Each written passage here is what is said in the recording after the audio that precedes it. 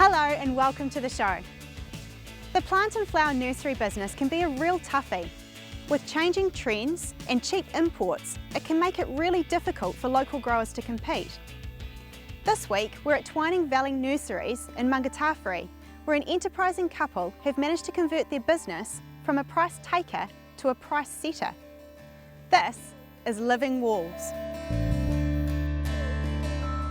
Lisa and Andrew Bowman purchased this property in 1999. It was at a time when we were deciding what to do with our lives. We were living in Auckland and we were at a crossroads. We had young children and trying to decide, well, we either do something now or we do something when we're 50. And we thought, well, let's explore what we can do out in the country now. It had the location, had the climate, we're not too bad, we don't get snow. And yes, plenty of water and natural beauty too, which was important to us because we live here. We were growing Sandersonia tubers. Sandersonia is a lovely, or was a very popular cut flower. When we went into it, it was approximately a $7 million industry in this country. We were specifically growing the tubers, or the flower bulb, and the main market was Japan, although small amounts went to Europe and North America. The couple grew the tubers for a franchise, but as they told us, it all turned to custard pretty quickly. It was very short-lived, our involvement with it, because soon after we had built the greenhouses through them, they didn't actually have the product that we needed to start the growing. So they sort of moved. We did get some Sandersonia, we also got some Calla, and it became pretty evident that they weren't really someone to be, well, trusted, or that they weren't going to help us build our business going forward, so we exited that. They no longer exist actually. Well, they didn't last much longer. They didn't last much longer, no. Then in 2001, an event on the other side of the world had a crippling effect on Lisa and Andrew's business.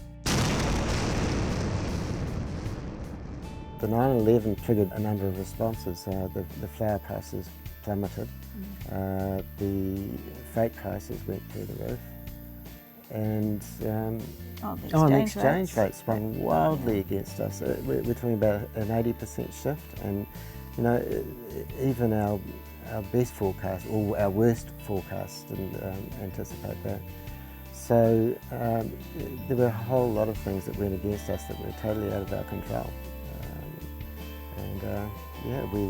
We held on, hoping that things would come right and things would get better. It has to come right. It has to come right. We held on for 5 years before we realised, and then pretty much the industry disappeared. What had been a $7 million industry suddenly plummeted. Andrew and Lisa already had invested a great deal of money and were determined to continue. They'd also tried calla lilies, supplying bulbs to the New Zealand market as potted colour for supermarkets and other outlets. But they were still subject to an often fickle and always changing market. By 2005, they were at a crossroads. We were at that point of, do we just walk away, call it quits, start from zero again? Andrew did actually think, let's just go to Gisborne because that's a lovely climate. Become hippies. And then he was helping a friend moving house.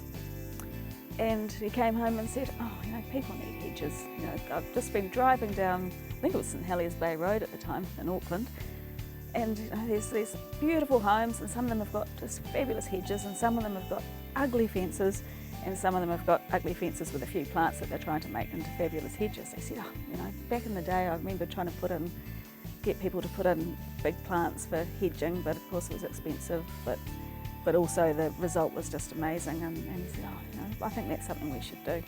We should look at having instant hedges for people. There's already instant lawn, you know, maybe that'll be a goer. So we talked about it and here we are. And what did the bank say at that point? They were very supportive. We put together a business plan.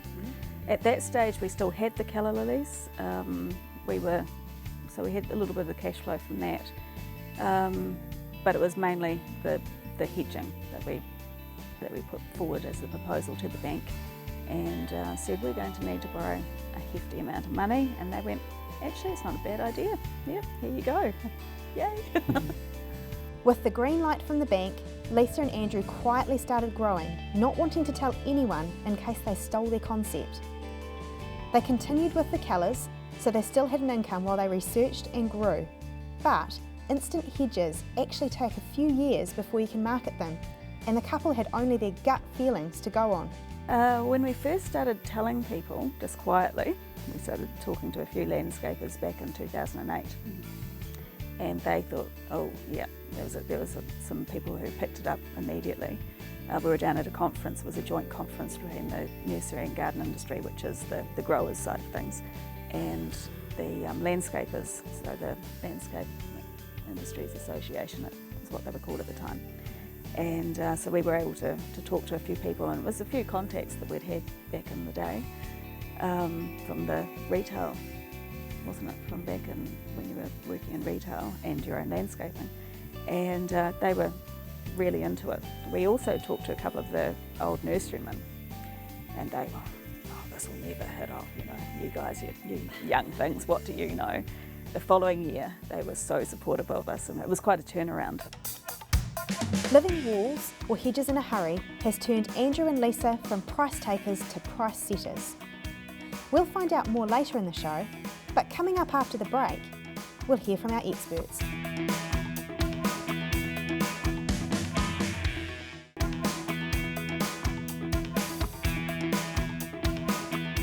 This week we hear from Dave Lewis, the founder of Vantage Point, and Dave Irving, the founder of the Ice House.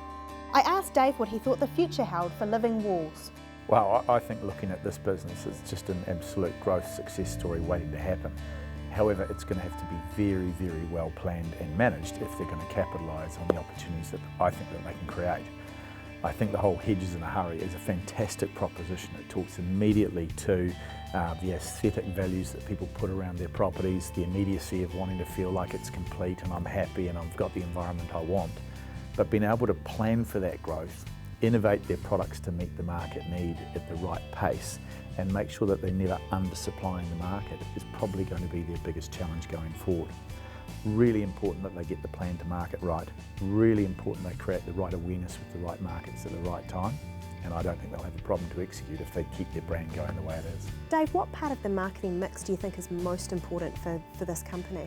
Well, I think they could run into a lot of trouble if they went down the traditional mass media above the line marketing, say radio, billboards, magazine articles and things like that. A, because that's really costly, but B, it's much more difficult to control the supply that's required for the demand that you could create. So if I was in their shoes or advising their business, I'd be saying, look, let's control our supply to market by really controlled referral programs, word of mouth, which I'm assuming that's what they've been doing well up to date. And also really focusing on the opportunities with, say, a longer term contract, developers, councils, major group home builders and the likes, where we can actually have some predictability around the future demand. They certainly don't need to go wide, they can keep it very focused, and they should have good supply meets demand. And is this an area where they should really be looking for some external expertise to help them out? Well, they seem to be doing all right on their own at the moment. I think the more important thing is have a plan. You know, the majority of New Zealand businesses, over half, don't even have a plan on how they're going to grow their business. So if they go and get a plan, they're going to be better off than the majority of their competitors anyway. But have a plan, figure out how they can make their marketing dollar work best for them, and it certainly doesn't need to be spending a lot. I asked Dave what he thought the future held for Living Walls. Well, let's just firstly talk about what that profitable niche looks like, so that we're all on good grounds there. Again, we have a circumstance where they've found a clever and a product that has got great application on some scale, but which they've discovered for themselves. So, and they've given it a lovely term called Living Walls. So, the idea of replacing the idea of a fence, which is pretty boring, with a hedge, which sure requires some maintenance, but which is so much more an attractive border, and they can do it at the same price as the fence, is a very attractive business proposition. And for homes, all the amount of new homes that are getting developed in New Zealand, built in New Zealand, the opportunity for hedges to be put in instead of fences, there's value in that. The person going to buy the home is completely different mind, that the warmth, almost the comfort of a hedge at a reasonable height, so you're not having to have to maintain it and all the difficulty, but you know, done well is a definite business proposition. And so what they have here is potentially something of some scale. You know, it might be small now, but it's just a bit like bricks, you know. We didn't think about brick houses. Well, suddenly there's bricks, you know, all through Australia. In New Zealand, they're all timber houses. But this can be, instead of all wooden fences, we can have a lot more hedges. So the size of this is now significant. Now, if we come back to your question and we say, well, how does a couple, here we're talking a horticulturalist and an accountant, two people who've struggled with many efforts in their horticultural interests to create business opportunities, many of which have not succeeded, and then the husband in Remuera has seen, oh, why don't these houses have hedges instead of fences? And he's brought that idea back, and they've started to develop from that idea, and it's worked. Now, what do? How confident are they to now invest in that opportunity? Or how can they scale it up without putting their own money in? First thing is, they must never lose their brand identity. They must be the owners of Living Wall. They must keep that always to the fore, so that any developer who's developing a property and is now thinking about, would I put in hedge or a fence, he only thinks Living Wall. Doesn't even think about a hedge, thinks Living Wall. And this couple own that name. They must always have the ownership of the relationship with the developer. No one else gets to that relationship. They have it. Then, but behind that, they can have other people grow. They don't have to do all of the growing themselves. But they have to have partners who they can rely on, who are part of their network, who will do the growing. And they have to supervise that. And that's the way they'll gradually be able to scale that up. But coming back to the point again, how do they get confidence to do that, having gone through the struggle? Well, usually in these cases, they will listen to people who've been through similar experiences and have got out the other side and have then been able to grow it and learnt that it can really work and have become very successful business people. So finding a person who's gone through that type of experience through their own chartered accountant or their banker, or using the networks to find others who've gone through it, that can be a help. These people can then become either a mentor to them or even a director of their company, so that you tie them in a little more closely to your business, and there's an accountability of the director to our couple, to Living Wall, so that it's more formal. But those sort of relationships can be very important in the gaining of confidence. Now, another thing, I'm the founder of the Ice House. I did that because I wanted to provide learning opportunities for owner-managers, for entrepreneurs. Usually learning experiences where they didn't know what they didn't know. Now, our couple, they know about growing these hedges, but they won't know about scaling it up as much.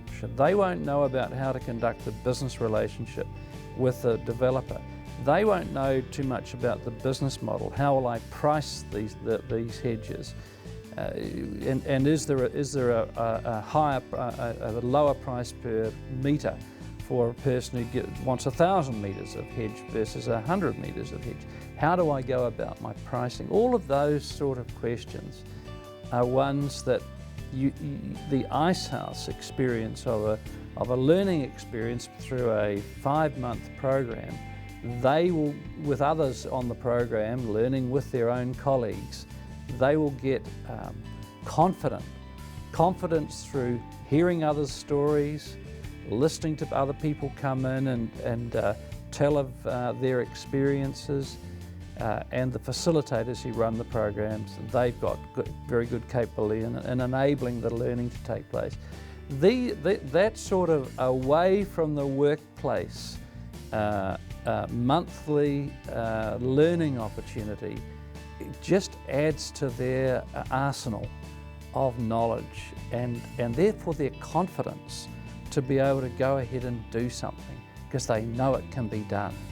So good mentor, maybe a director, and an ice house type program are the sort of tools that will grow their confidence to be able to take advantage of the scale opportunity that they really do have in front of them. Thank you, David.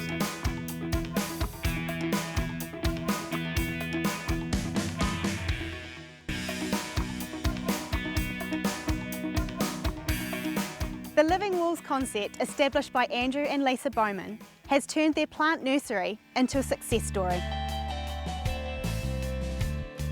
They employ 5 staff, and the old Sandersonia greenhouses are now home to a kilometre of frost-tender hedges.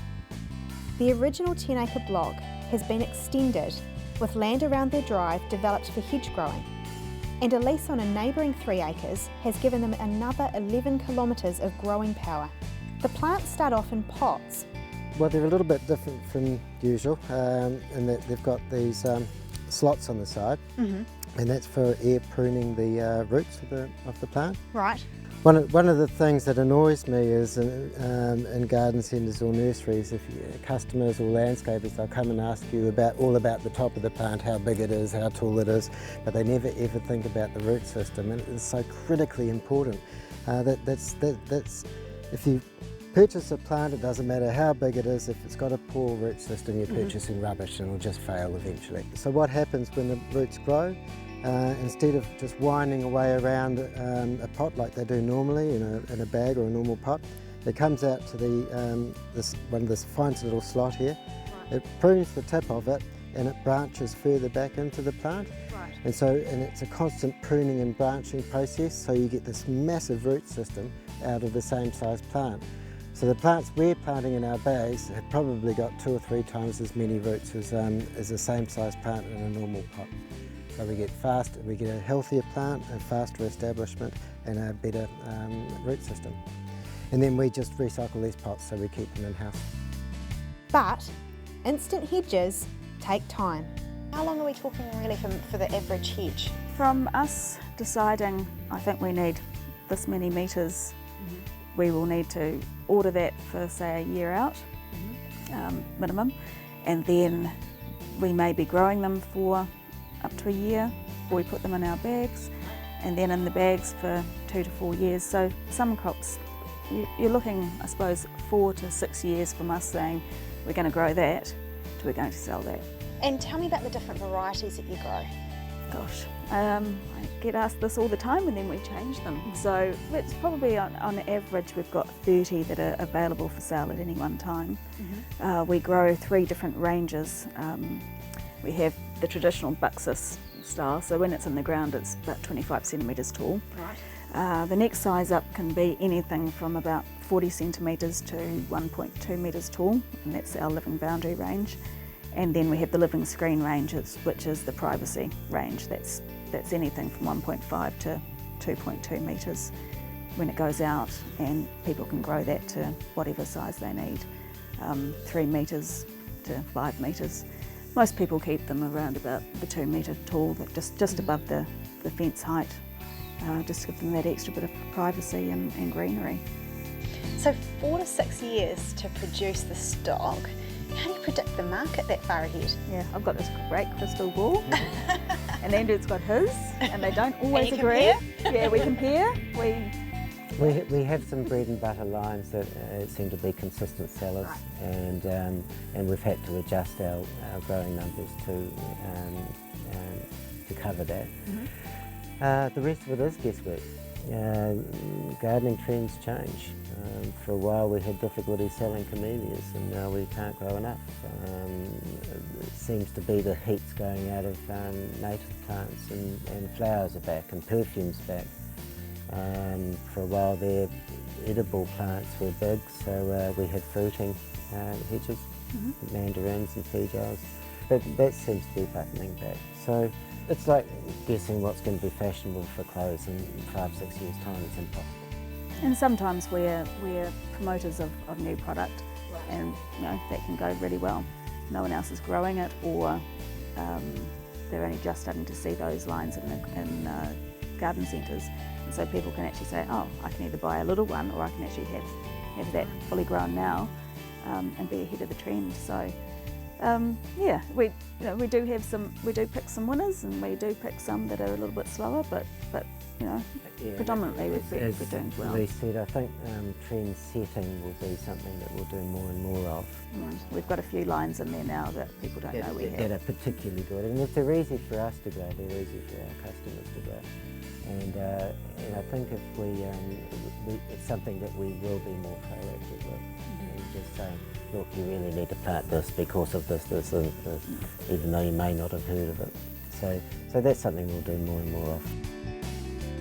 Trend setting is something the Bowmans are getting used to, and with their distinctive logo and bag design, they're instantly recognisable. So are these bags custom made for you, did you say? They are our design. We have 3 different sizes, a 25, a 70 and a 100 litre bag. Yes. And we use these fiberglass rods to reinforce them. And from there we can easily lift them, or 2 people can easily lift them, and it works well. The bags only last for one hedge, but it keeps the costs right down.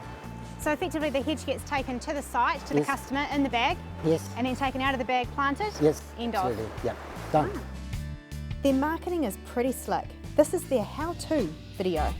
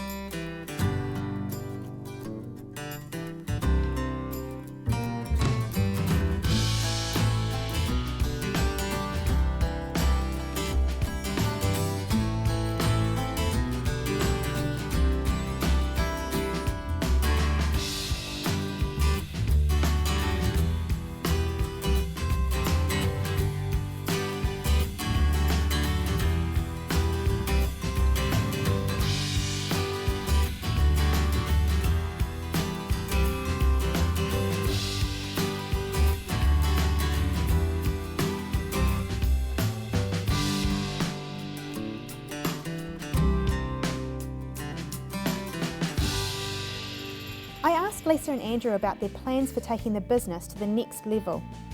We need to be big enough so that we can pull out and concentrate on keeping the business going. That's that typical thing of working on the business instead of in it, and at the moment we're still very much in it. Yeah.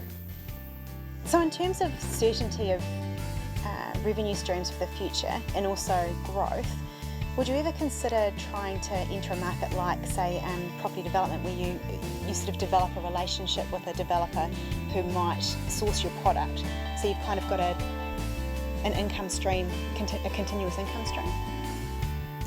I suppose that's something that we have talked about recently, how we could actually approach them, and it's a matter of having the certainty of supply for them. We have actually worked with a couple of developers and have done that in the past. So it's not something that's too new to us. It's really just having the right plants, the right hedges for the right places, and getting out there and letting them know that we're here. Lisa and Andrew Bowman had a most excellent idea, and they've turned that into a successful and sustainable business. They are a couple in a hurry, just like the Hedges, and they have daily proof that thinking forward creates dividends. Join us next week for the last in our series of Thinking Forward, when we go to the Ice House.